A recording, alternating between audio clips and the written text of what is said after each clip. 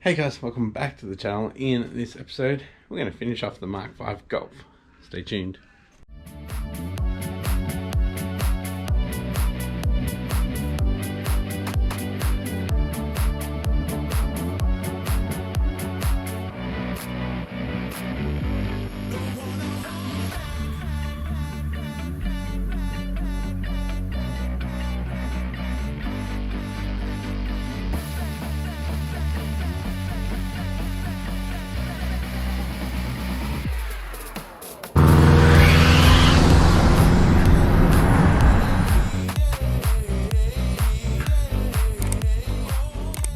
Thanks for tuning in, guys. If you haven't yet, please consider hitting that subscribe button and post notification bell to stay up to date with my content.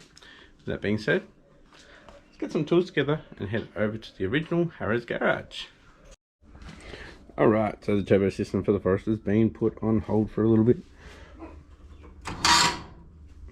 I need to gather some tools to go to my parents' place to put the old high pressure fuel pump on, because we believe that was never the issue. It was the timing chain. So I've got it here, so we'll take that over and I'll try to remember correctly what tools I need. Otherwise, the tools are all packed into the car, so when we get there we're going to be changing over the high pressure fuel pump. So same thing that you've seen probably 3 times now, so I'm not going to really film that. So what I'm going to do is actually film the parts that were pretty shagged, and hopefully we can get Dad to go through them with us. I haven't seen any of the hairline cracks and stuff that were in some things, but yeah, not good. Well, still having trouble with the Golf. Just heading down to Bunnings to get a few things for myself. And I head back and probably be thinking about it all the way, so hopefully we come up with a new idea of what we can do. It's definitely a fueling issue. There's a couple of combos on the fuel pressure regulator we're trying, so hopefully hopefully the last one works. Yeah, still my head in and my dad's. Alright boys, just leaving Mum and Dad's now. It's 8:30. The car's running quite well now. We just need spark plugs. They are pretty fouled up. Probably because the timer was out, so it wasn't firing at the right time, and that means it wasn't burning the fuel correctly. They're pretty fouled up. So we'll get some spark plugs tomorrow and we'll fit them, and hopefully we're all good. And then we'll go through the parts of the timing and stuff and how bad they were. Anyway, see you then. Alright, picked up my storage from Bunnings. So I'm going to try to see if it fits on that wall there. And yeah, then we'll head back to the original Harrow's garage and get some spark plugs. Alright, so it comes assembled. What you have to do is put the shelf in at whatever height you want. So we need to mount it with those 4 points on that wall. Alrighty boys, there we have it. Awesome. Keeps me out of the way. It's easy to put away. I can run power up into the tops, as you can see there. So we're going to have the chargers up there too, which I've got over there still. But yeah, I can do that. Run the power down to this one. Awesome. Well, today didn't go as planned. I forgot to take the GoPro over to my parents' place, but I did take a couple of photos. So we've got the spark plugs. I'll put them up. They are pretty fouled up from the timing being out, so firing at the wrong time, so they're nice and wet and fouled up. Then I took a photo of the exhaust cam gear. You can see there's an extra little hole drilled there. That's what my dad did. He was going to pin it, and where that hole is, there was actually a crack that went from the inside to that roundabouts where that drill point was. And the chain. The chain was pretty loose, like side to side with the links, and yeah, so when you held it up straight it would come down quite a bit. And the oil pump gear was also a bit worn there. I took a photo of that, I'll put up now. So yeah, all of that got swapped over. So that should be the end of the Golf saga.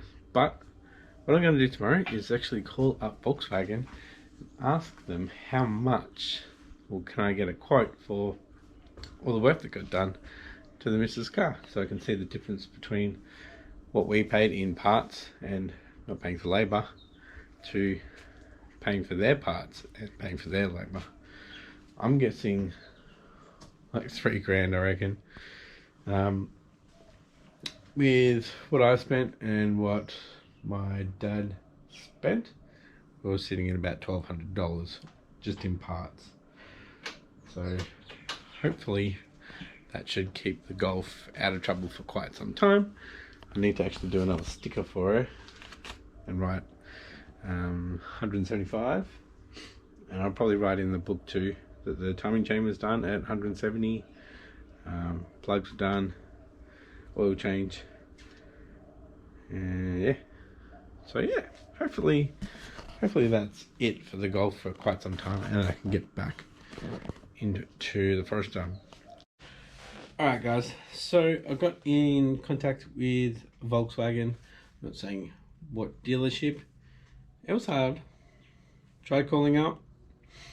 Had to go through 3 different sections to get to service.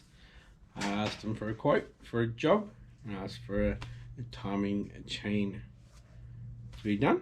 Right, we'll put you through to spare parts so you can get your pricing, and then we'll come back here and I'll quote you the labour. So went through to parts, and nobody picked up.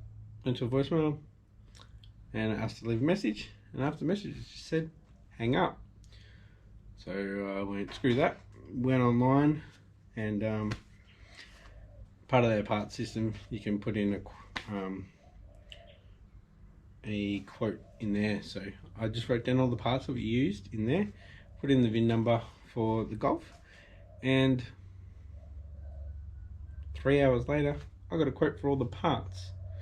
So I mentioned before that we spent $1,200 Australian dollars on getting the Golf back to where it is, which is pretty good for a European car.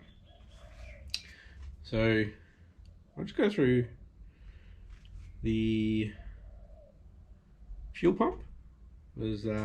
Would be back ordered from Germany, and that would be $1,100. That's just for the part, that's not for fitting. Alright, so the total of parts from Volkswagen, including oil, which isn't on this, would be $4,033 just for parts. That is not including labor. I did end up contacting service again and saying these are all the parts, now can I have a quote for time? I'm just predicting that it would take 2 days, so what's that, 16 hours, so that would be, we're about $120 an hour, so it's about $2,000. So the job that we did is probably a $6,000 job around abouts for anyone off the street.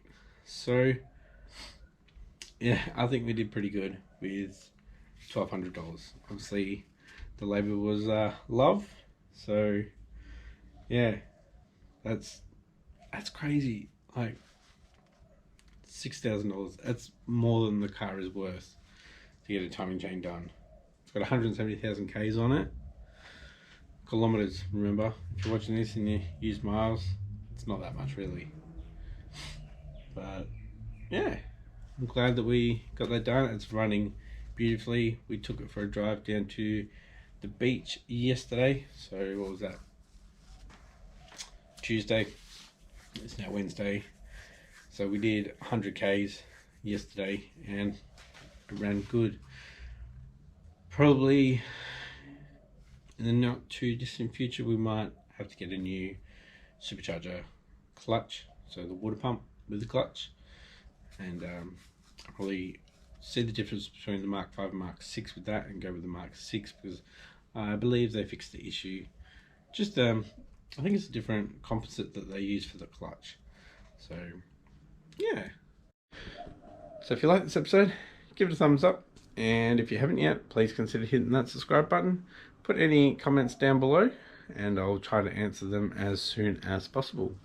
Thanks for watching, guys, and I'll catch you next episode. Bye.